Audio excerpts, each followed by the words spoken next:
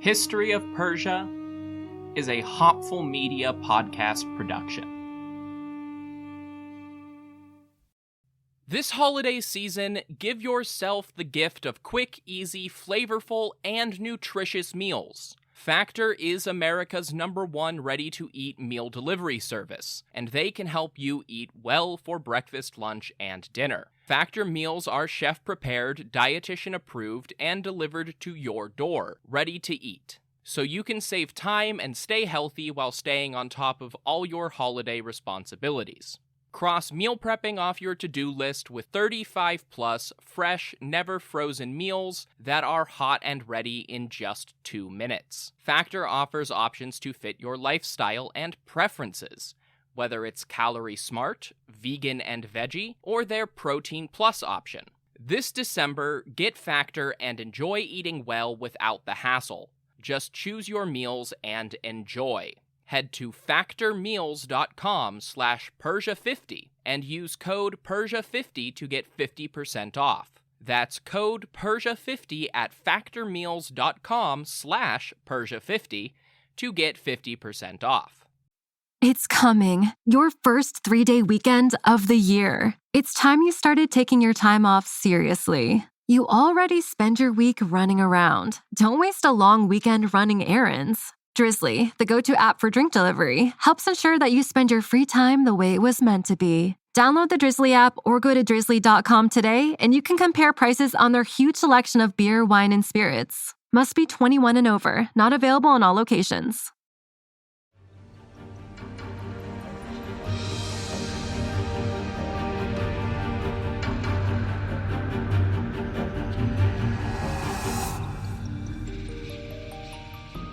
Hello everyone, welcome to a History of Persia podcast announcement. Before I get into things, I'll apologize up front for any more background noise than usual. It is -4 Fahrenheit, that's -20 for the rest of the world's less precise but more logically structured system. I will not be turning off my space heater. Well, I did not know I was going to be doing this, but here we are. Now, if you're following along from the last announcement episode, you may be thinking, this guy's a complete liar. He said there'd be a regular schedule and then went dark for another month. And you're right. That's exactly what happened. But there is a reason. If you listen to the ads, then you know that History of Persia is hosted by a service called Anchor. Except it isn't anymore. I was recently approached by the folks over at Red Circle, another podcast hosting service, with a very good deal. The details are mostly a bunch of stuff about statistics and finances that aren't really important on your end as listeners. But the simple explanation for why there hasn't been an episode is that I had to hold off while all of the podcast data was transferred to the new server. However, this does mean a few things for all of you at home. For one, all of this happened in the first place because History of Persia grew quite a lot in the last year. We haven't reached my 250 patron goal yet, but we're actually pretty close to doubling the number of regular listeners from back when I started that goal. That is part of why Red Circle reached out. And hitting that goal, or at least getting near enough, means that 2023 will see a return to the weekly episode format. Terms and conditions may apply, etc., etc., but I do need to keep up with that for Red Circle, at least in this first year. So good news. Red Circle also provides way better non-Patreon financial support. There will be a new option to subscribe to the same bonus episodes I post on Patreon through Red Circle that should be up and running sometime in mid-January 2023, and also an option for one-time payments. That option will be replacing the one-time support option that goes directly through historyofpersiapodcast.com. The links will be in the same place, but they will redirect to Red Circle instead of opening a pop-up in the same web page. There's also monthly subscriptions without bonus content. Frankly, I don't know why you would do that, but some of you do. Speaking of that, directly to Arman, Mark, Naeem, and Becky, as I understand it, your Anchor subscriptions should keep working and paying out, but strictly speaking, I'm not hosting content on that site anymore. But I am hosting content on YouTube now. Or at least I will sometime over the holidays. Red Circle automates the process, but it's not completely obvious to me when all of that will start posting to the channel. For anybody who likes to listen to podcasts on YouTube, or if you've ever wanted to suggest YouTube as a place to find History of Persia, you will find me there as what else? History of Persia at History of Persia. There will be a link in the episode description. Now, here's the thing. YouTube is run by one of the internet's most famous, dreaded, and evil algorithms. So I have a request for all of you as my beautiful, wonderful listeners.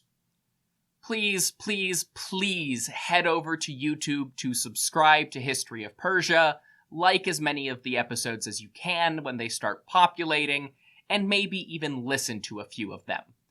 Basically, please help me get a head start on the YouTube algorithm and push this podcast into new people's feeds. That has the potential to be a really useful way to spread the word about ancient Persia, but only if I get early traction. In short, please help me out by going over to YouTube and doing the YouTube stuff. Look forward to new episodes, especially with some catch-up at the beginning of the year, and keep an eye out for new features that will come through Red Circle. Also part of this new deal, you'll notice a bit of a change with ads in the coming weeks. This will take a moment to get up and running, so you won't notice immediately. Every episode will run with 2 ad slots before the opening music. Sometimes that will be 2 ads, sometimes an ad and a preview for another podcast. Sometimes an ad and an announcement from me. And occasionally it might just be an ad and me making a parody ad related to ancient Persia. Their system is just a lot more flexible and fun in the way that I can use it. There will also be more mid-episode ad breaks, which isn't my personal preference, but it is part of the plan for now. Plus, when we move past the Achaemenids, an intermission of sorts will fit in and maybe be kind of necessary for the new episode structure, as I try to keep up with the utter chaos of the Hellenistic period. I also have a totally unrelated announcement with some good news. Asha, of the Sword, Sorcery, and Socialism podcast, has graciously come on board as the editor for History of Persia. This means 2 things. 1, I won't be editing every episode myself. And 2, I don't have to do my least favorite part of the process, which makes producing this show a lot more fun for me. And being more fun for me means way more motivation to get episodes moving. Ironically, Asha didn't edit this episode because I had to get it out with short notice. But she already has my whole backlog. This is probably the most exciting behind-the-scenes development of them all. If the not-so-secret political undertones of genre fiction sounds like something that would interest you, go check out Sword, Sorcery, and Socialism, where Asha and her co-host Ketho talk about just that. Links in the usual place.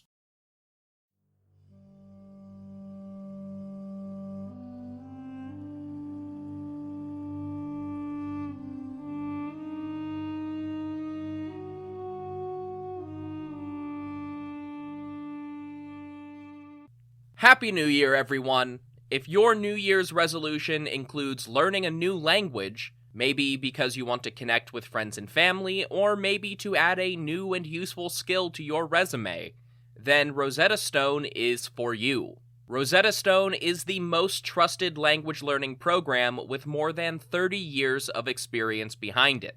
They offer 25 languages, including Spanish, German, Arabic, Persian, and Chinese, as well as a lifetime membership for you to buy now and get access to all of the lessons forever. Rosetta Stone has the best speech recognition technology of any language learning app out there to help you practice speaking and get feedback on your pronunciation. The focus of the program is on having real conversations, not just knowing a few translations. It's more effective and a more fun way to learn. So start the new year with a new skill. Don't put off learning that language. There's no better time than right now to get started. For a very limited time, History of Persia listeners can get Rosetta Stone's lifetime membership for 50% off. That's 50% off unlimited access to 25 language courses for the rest of your life. Redeem your 50% off at rosettastone.com/today.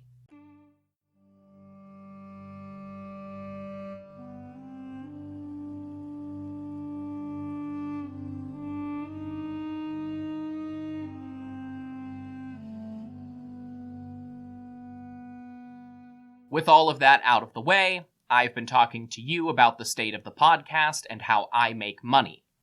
So as always, it's time to talk about how ancient people made money. In the past, that meant literally minting coins and talking about the currency of the Achaemenid world. There's just one small problem. I don't have any more coins to talk about. We've done the Cresids, Sigloi, Darics, the silver coinage of the imperial periphery, and the coins of classical Greece. There's nothing to add until we get some regime change, which would have been great, but I didn't plan on needing another announcement episode so soon. So I've pulled a section from an episode that I had planned for this spring and restructured it.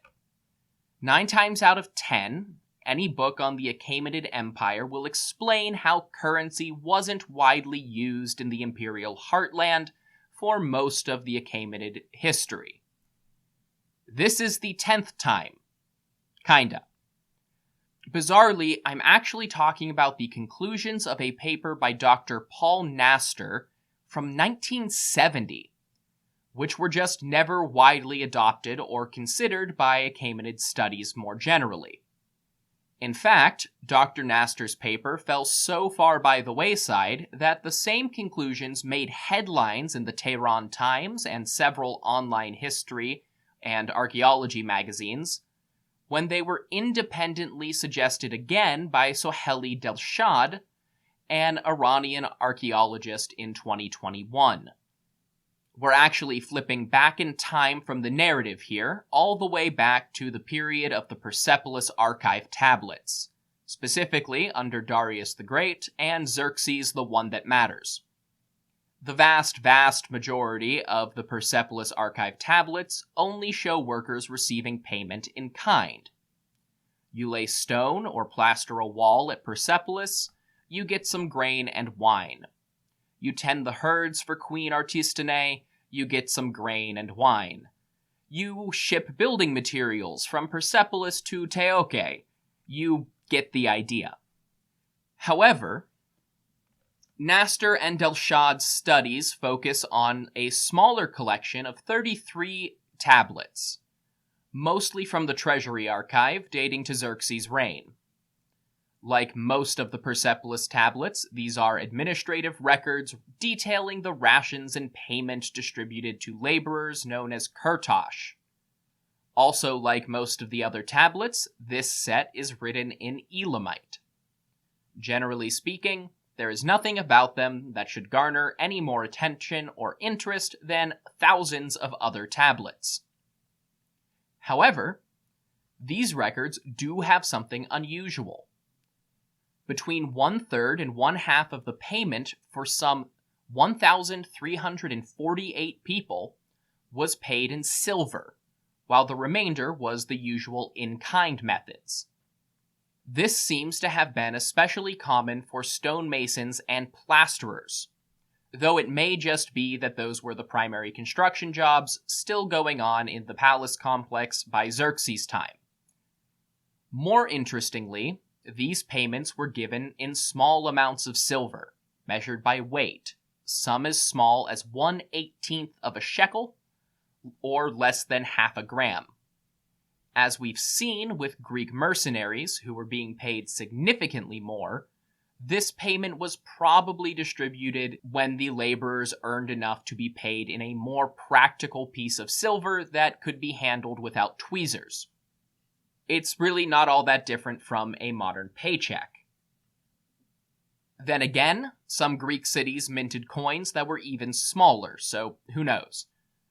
Now, the real interesting thing about these payments in silver is that they start appearing abruptly in 493 BCE, just at the end of the Ionian Revolt, when Darius significantly increased the production of Persian sigloi in Anatolia. Then, payment in silver became more and more common over the following decades, just as coinage became more common at the periphery. Paul Nastor hypothesized that this was not a coincidence, but rather a deliberate attempt to begin transitioning the Persian imperial core to a currency economy by circulating coins or coin-like hack silver in the royal workforce. Though Nastor and Delshad do not mention it, I also think it is interesting to note that 493 coincides with an influx of Greek deportees and prisoners into southern Iran, where they were employed at Persepolis before being resettled in the surrounding areas. Both scholars acknowledge that the surviving tablets only record silver payments by weight, rather than addressing them as currency. But both also entertain the possibility that the shekels of the Persepolis tablets could have been a form of minted coins or tokens on a slightly different weight standard than the usual sigloi. The problem with that suggestion is that there is no evidence at all for the existence of these coins or a mint to produce them. From Greece to Afghanistan, the only Persian coins ever found are regular old darics and sigloi. No source so much as hints at the existence of a mint in Persepolis or Susa during the Achaemenid period. Unfortunately for sensationalist headline writers everywhere, all of the historical evidence outside of these specific tablets supports the traditional interpretation that coinage didn't really seep into the core until the mid-4th century. However, they do point to a trend that we've discussed in announcement episodes past. Coins did gradually spread into the core provinces, but were primarily traded for raw metal value, assessed by weight. By the end of the 5th century, precious metals had displaced grain and other commodities as the preferred method of payment in Babylonia and the surrounding regions. These tablets from the mid-5th century reflect the early stages of that development, with a mixture of in-kind commodities and precious metal payments. That is probably why Paul Nastor's 1970 "Were the laborers of Persepolis paid by means of coined money" article never gained academic traction. It's an interesting idea, but there's not enough evidence to support it. Even the tablets that Nastor studied only vaguely hint at the possibility. So why did this idea gain renewed traction 50 years later? Well, the tablets in question were part of a high-profile repatriation of artifacts to Iran in 2018, marking the first time Iranian scholars had a chance to review them independently since they were first excavated in the 1930s. I do want to be clear about something. Unlike so many artifacts all across the world, this wasn't blatant colonial looting. The 1930s were a brief high point for Iranian independence from Western powers. and the United States at the time had very minimal influence there at all. The University of Chicago worked in close contact with the still young Pahlavi regime at the time, before taking the tablets home where there were actual Elamite specialists to translate and analyze the tablets. Unfortunately, university departments aren't static, and much of the translation effort slowed down in the mid-20th century, just as the Islamic Republic came to power. This greatly delayed the tentatively planned repatriation of translated and analyzed archive tablets. In the last 20 years, the Persepolis archives have received more attention, and the last decade has seen a renewed effort to resume repatriation efforts. If you follow archaeological news or Iranian-American relations, you may remember this. The US government tried to seize hundreds of tablets as supposed payment for Iranian debts incurred under the US-led sanctions campaign against the Islamic Republic. Despite the fact that this wasn't even the first time the University of Chicago had returned a set of the tablets. Luckily, the US Supreme Court ruled in Iran's favor, and the tablets made their way to Tehran, where scholars like Sohaili Delshad began to study them. Much like Nasser in the 1970s, Delshad noticed the sudden appearance of silver payments coinciding with the introduction of the siglos in the late 490s, and proposed that the Persepolis administration began issuing payments in coin. Unfortunately, no more evidence has emerged in the intervening half-century to support that proposal any more than Nasser's version. That's all for now. A new episode will hopefully be out with more well on their way. Until then, if you want more information about this podcast, go to historyofpersiapodcast.com. That's where you'll find things like my bio, the bibliography, podcast merchandise, and the Achaemenid family tree. You'll also find the support page where you can help out this project financially. That includes one-time donations, affiliate links, and most importantly, Patreon. Also found at patreon.com/historyofpersia. Patreon offers a monthly subscription where you get access to things like bonus episodes, merchandise, discounts, ad-free listening, and reading recommendations. Subscription tiers range from just $1 to $20 and do a lot to keep the lights on. You don't have to spend money to support me, though. You can also do that by leaving a review on your podcast platform of choice, and most importantly of all, telling other people to listen. Independent podcasts live or die by word of mouth, so tell your friends, tell your family, and share on social media. You can find me at History of Persia on Twitter, or History of Persia Podcast on Facebook and Instagram.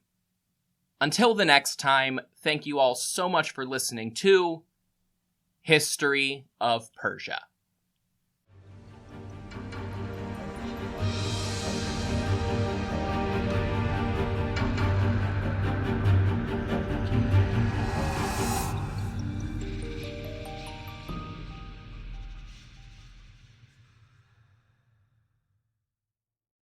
This podcast is brought to you by Royal Fratricide.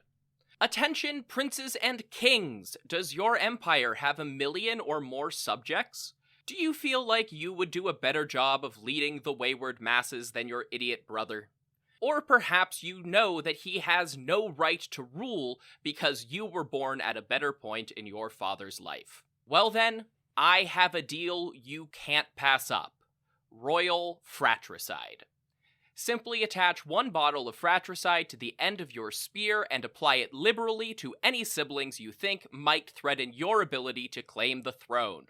Whether they have your father's favor, a cohort of annoying priests, or just bother you sometimes, Royal Fratricide will secure your position in the history books.